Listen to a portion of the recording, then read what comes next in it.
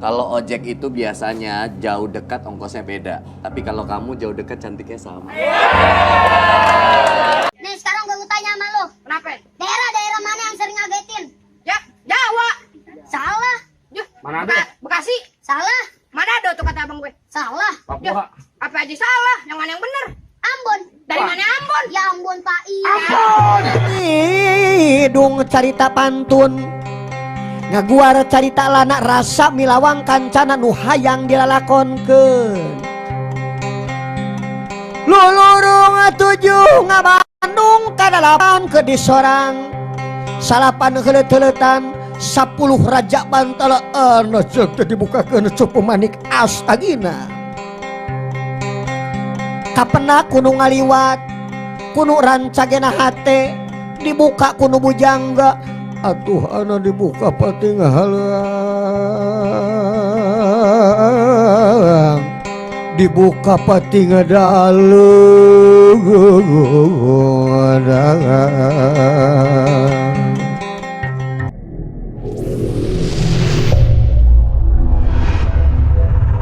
Buah mangga, buah manggis. Gak nyangka gua manis. Anda pasti mengenal ungkapan hal tersebut. Apakah itu disebut dengan pantun pada umumnya? Untuk keadaan masyarakat sekarang memahaminya mungkin bisa dikatakan iya. Atau dalam tradisi masyarakat Melayu hal tersebut disebut dengan pantun. Namun beda hal dengan pantun dalam tradisi masyarakat Sunda. Tapi sebelumnya jangan lupa subscribe, like, share, dan komen ya.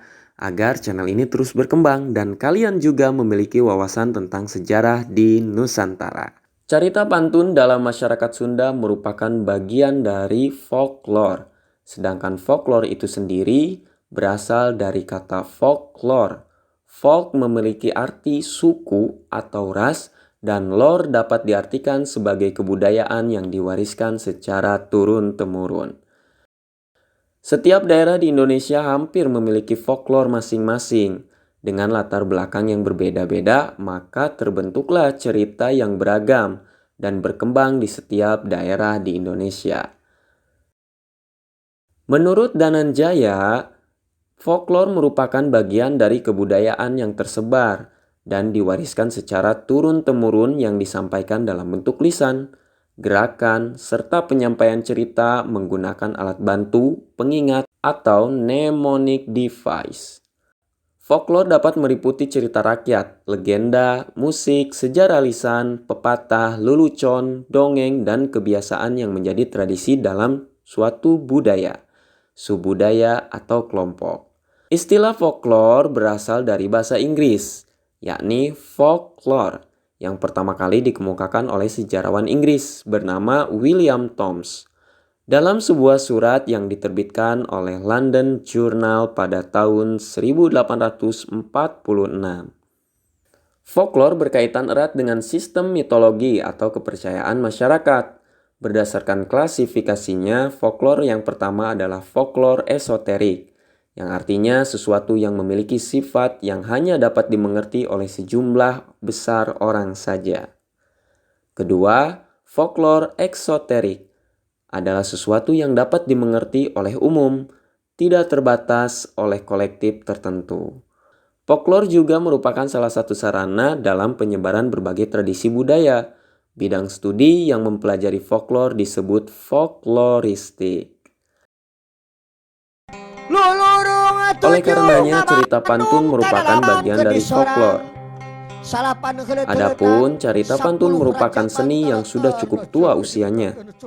Disebutkan dalam naskah Siksa Kanda Engkaresian yang ditulis pada tahun 1518 Masehi bahwa pantun telah digunakan sejak zaman Langga Larang, Banyak Catra, dan Siliwangi, bahkan pada zaman-zaman sebelumnya. Adapun penciptaan cerita pantun tidak terbatas untuk pelipur lara saja, namun juga media penyampaian pesan moral, peristiwa kejadian, emosional, nilai-nilai moral, dan perihal kehidupan lainnya yang dianggap suci oleh masyarakat Sunda kuno. Carita pantun merupakan karya sastra Sunda Buhun atau klasik. Pantun merupakan tinggalan karuhun atau leluhur yang pada awalnya berkembang secara lisan di masyarakat Sunda. kapena kudu ngaliwat kudu rancagena hate dibuka kudu Pantun bujangga. Sunda berbeda dengan pantun dalam kesusastraan Melayu. Pantun Sunda menurut Ayip Rosidi adalah semacam cerita yang dideklamasikan oleh juru Kapena pantun kudu ngaliwat sambil diiringi oleh kudu petikan alat rancagena musik hate, kecapi atau dibuka lainnya. kudu bujangga. Biasanya cerita pantun itu dideklamasikan sepanjang malam, dimulai setelah Isya dan diakhiri menjelang subuh. Pendeklamasian itu dilakukan secara luar kepala. Pantun adalah winangun prosa lirik anu digorolangkeun ku juru pantun, bari dipiri ku kacapi.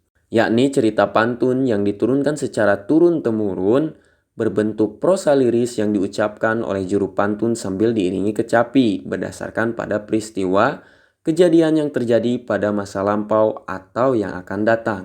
Kalau ojek itu biasanya jauh dekat ongkosnya beda. Tapi kalau kamu jauh dekat cantik. Adapun pantun Melayu bentuknya berupa kalimat-kalimat yang terdiri atas sampiran dan isi, yang biasanya memiliki jumlah baris 4 atau 2. Jenis kesusastraan seperti ini dalam kesusastraan Sunda dinamakan sisindiran. Awalnya pantun bersifat sakral. Pantun hanya ditampilkan dalam acara-acara ritual. Namun demikian seiring berjalannya waktu, pantun yang semula bersifat sakral saat ini juga bersifat profan. Artinya pantun tidak hanya digunakan untuk keperluan acara ritual saja, melainkan juga untuk hiburan. Nyanyi dong carita pantun ngaguar carita lana rasa milawang kancana nu hayang dilalakonkeun